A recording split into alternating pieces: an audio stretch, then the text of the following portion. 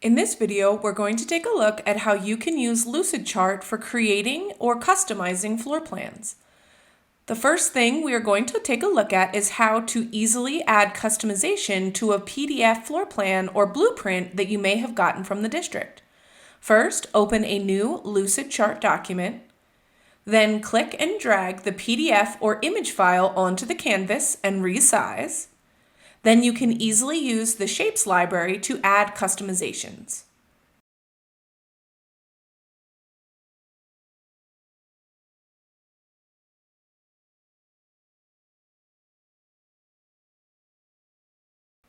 Now we're going to take a look at how you can create floor plans and blueprints from scratch using shape libraries.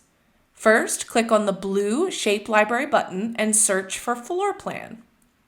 Now that your floor plan shapes have been added to your toolbar, you can start dragging out walls, doors, desks, and more onto the canvas.